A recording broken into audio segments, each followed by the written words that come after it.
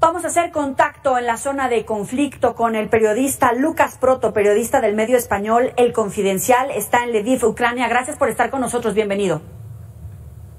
Hola, ¿qué tal? Muy buenas tardes por ahí, noches por acá. Me da gusto que estés bien, pero ¿cómo transcurren estas horas después de largas jornadas de tensión y ya de ataques en la zona? Buenas noches, bienvenido. Bueno, conviene mencionar que Lviv es una de las zonas más seguras de Ucrania en este momento. No es como que estemos en el frente, precisamente es la zona en la que están acudiendo todos los refugiados que vienen del este de Ucrania, que es la zona en la que está teniendo lugar la gran parte del conflicto, tanto en el sobre todo en el norte central, que es donde está Kiev, en el noreste, que es donde está Kharkov, y en el sur, donde las zonas por encima de Crimea, con Odessa y con Melitopol, que está siendo atacada. De ahí vienen para aquí, y esta zona es como un hub de refugiados desde donde intentan escapar hacia la zona del resto de Europa. ¿Cómo han transcurrido las horas? Porque comienzan a registrarse en medios sociales, a través de diferentes medios de comunicación, estos ataques en Kharkov con armas que no se habían visto en zonas residenciales, provocando, por supuesto, una gran cantidad de bajas, de pérdidas humanas, pero también de heridos. Sí, este día hemos visto coincidiendo precisamente con unas negociaciones supuestamente para resolver el conflicto entre los bandos ucranianos y rusos. Hemos visto cómo el ejército ruso utilizaba técnicas conocidas como carpet bombing, es decir, un montón de bombardeos indiscriminados contra zonas residenciales de Kharkov. Ha habido muchas bajas, ha sido una escalada clara del conflicto por parte de una potencia que decía que no iba a atacar estructuras civiles, y está siendo pues muy impactante las imágenes y están teniendo un impacto en la población que cada vez está más harta y a la vez más desafiante ante el desafío. Sí, y nos llama la atención la gran cantidad de ciudadanos ucranianos que han decidido quedarse precisamente en la zona más caliente hasta el momento. ¿Esto es comparable con otras zonas que no necesariamente están en el epicentro del conflicto? ¿Se están trasladando hacia donde puedan tratar de hacer fuerza para que Ucrania mantenga el control de su territorio? La mayoría de los ucranianos que me he encontrado durante este tiempo son de dos tipos. Unos que están llevando a su familia a salvo, y otros que ya la han dejado a salvo y están volviendo hacia el conflicto. Hay una movilización absoluta por parte de la población, algo que a mí personalmente me impresiona, en el sentido de quien no está agarrando un fusil le está ayudando de algún modo u otro, ya sea a trasladar los refugiados que vienen desde la estación de tren hasta zonas de distribución donde les dan ayuda y después los redistribuyen bien hacia la frontera si así lo desean, o bien hacia zonas de refugio más permanente, o bien llenando cócteles molotov, bien llenando sacos de arena para formar barricadas, bien llevando suministros de alimentos o medicamentos a destacamentos militares. Todo el mundo está movilizado. ¿Incluyendo mujeres? Sí, incluyendo mujeres. Las mujeres y niños, la mayoría han sido evacuadas hacia las zonas más occidentales, como he mencionado antes, pero una vez llegan aquí, algunas sí huyen del país, y no podemos negar que hay una crisis de refugiados enorme y que podría seguir creciendo en los próximos días hasta alcanzar los 4 millones de personas, como han advertido desde la ONU, pero a la vez la mayoría de las personas, no olvidemos que es un país de 44 millones de personas, están en un modo de resistencia constante y activa.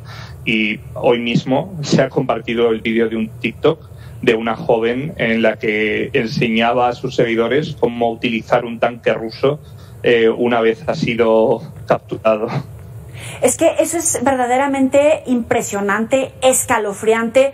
Hombres, mujeres, adultos mayores que tal vez nunca habían tenido en sus manos un arma, que no tienen una capacitación previa para enfrentar una situación como la que están viviendo en estos momentos, pero como pueden, a través de redes sociales, como tú dices, desde su trinchera, están tratando de hacer lo posible para ponerse listos, activos y defender su territorio, independientemente de la decisión que tenga o no su presidente de mantenerse en este momento y de dar pasos adelante para seguir ahí. Sí, Creo que también es importante destacar que para muchos, bueno, prácticamente para la mayoría del país, esta guerra no ha empezado hace 4 días, sino que empezó hace 8 años, cuando fueron anexionadas la provincia de Crimea y fueron alentadas las revoluciones en las zonas de Donetsk y Lugansk y el control territorial con apoyo del gobierno y el ejército ruso. Entonces, desde entonces, ellos siempre han tenido en la cabeza que Putin no simplemente se quedaría ahí, sino que volvería. Y por lo tanto la mayoría de la población le sorprendió como al resto y el shock inicial es brutal y el impacto en la población es enorme, pero no son personas que no se lo veían venir en absoluto. Son personas que sabían que algún día era probable que les tocara hacer esto. Y por lo tanto la respuesta ha sido rápida, ha sido eficiente y como se puede ver, esto no es una invasión que en 4 días se acaba. Claro, va para largo. Veíamos también un tuit del expresidente Poroshenko respaldando la decisión del presidente Volodymyr Zelensky en este momento de dar un paso para reunirse con la visión, con el grupo europeo, cuando ese es uno de los puntos de tensión, de conflicto más importante con el presidente ruso, con Vladimir Putin. ¿Cómo reaccionan a esta información los ciudadanos en Ucrania? La mayoría están esperanzados y son gestos buenos hacia la Unión Europea, pero también la mayoría comprende que esto es parte de un posicionamiento. No hay un camino tan inmediato y rápido hacia la Unión Europea y es necesario un proceso largo que no puede hacerse por fast track casi inmediatamente, pero sí es verdad que un posicionamiento por parte de la Unión Europea de que respondiera considerándolo Estado en proceso del proceso de ampliación como un rol intermedio sí le permitiría mejoras comerciales, etcétera, que serían bastante vitales. En este sentido, ha habido una mejora en los últimos días. En 4 días ha cambiado bastante la imagen que los ucranianos tenían de Europa y la respuesta europea, principalmente porque al principio estaban profundamente decepcionados por lo que veían como que les habían abandonado y engañado, y conforme la Unión Europea y Estados Unidos han ido incrementando el nivel de sanciones y el nivel de castigo hacia el gobierno de Vladimir Putin y sobre todo incrementando el número y la potencia de las armas que enviaban hacia Ucrania, por consiguiente han empezado a sentirse más respaldados entre la población. Ya no hay ese rechazo original que la Unión Europea despertaba, aunque siguen siendo escépticos. Ahora, a través de tus redes sociales, en Twitter, posteabas fotografías, por ejemplo, de los misiles rusos en la calle, de gente acercándose a tomar fotos con ello, pero también vemos algunas de las zonas donde está completamente saturado de gente que está tratando de tomar un tren para salir de ahí. Esos son contrastes que estás viviendo día a día en la calle y que van creciendo. Los contrastes siempre son obligatorios en una guerra. Prácticamente no puedes deshacerte de ellos porque una guerra es un estado de excepcionalidad. Y la excepcionalidad también radica en que las personas hacen cosas contradictorias, como el hecho, por ejemplo, de que hoy en la estación una chica que estaba huyendo le dijera, bueno, mucha suerte, y dijera, no necesito suerte, soy ucraniana, con la idea de que pueden superarlo todo. Y cuando otro chico estaba yéndose también, después de despedir a su pareja, la que dejaba en el tren mientras él tiene que volver, porque es mayor de 18 años y ucraniano y es posible que le toque agarrar un fusil, lo que le decía es, yo le decía en un momento dado, siento que te toque pasar esto, y me decía, no lo sientas por mí, siéntelo por ellos, por los rusos. Entonces hay como esta realidad de la desgracia que les está tocando vivir, combinada con una resistencia que de verdad es difícil de apreciar hasta que estás aquí. Es una movilización a todos los niveles. Toda la gente que conozco o está haciendo algo o está colaborando con gente para atraer a otros que hagan algo o está contando maneras de poner en contacto a unos con otros para coordinar la defensa. Es un país en resistencia permanente.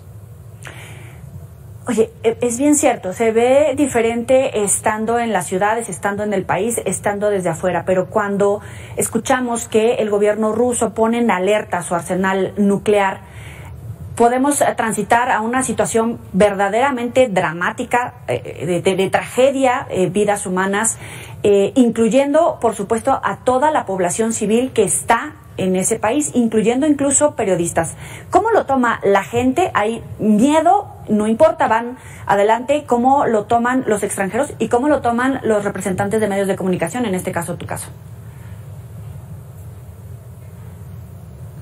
No quiero minimizar lo que viene a ser sacar a pasear el arsenal nuclear para intentar amedrentar e intimidar a la población. No estoy diciendo que sea algo menor.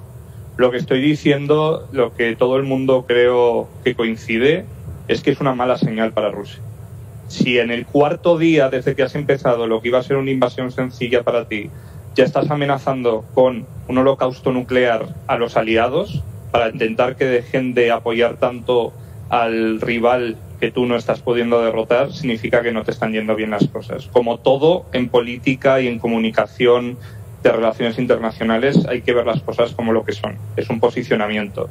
Putin es una persona que siempre ha utilizado el discurso de una forma muy eficiente. Durante mucho tiempo ha conseguido que gente lo respaldara internacionalmente con una especie de bravado y una especie de posicionamiento ultramasculino que llama a cierto tipo de personas y sectores poblacionales, y esto es parte de esa misma estrategia que siempre ha tenido discursiva. Entonces, no quiero minimizarlo, sigue siendo una escalada peligrosa y que siempre hay que tener en cuenta, y nadie puede hablar de armas nucleares sin que se produzca una respuesta clara, pero lo tomaría con un granito de sal.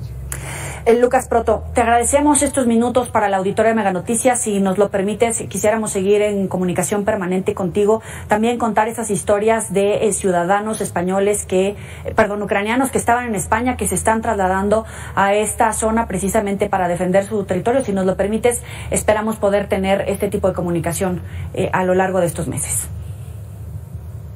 Sí, veremos en otras ocasiones, depende todo de cómo esté la agenda del día, básicamente. Te agradecemos. Pero bueno, intentaré mantenerme en contacto. Te agradecemos mucho la comunicación. Muy buena noche para ti. Muy buenas noches.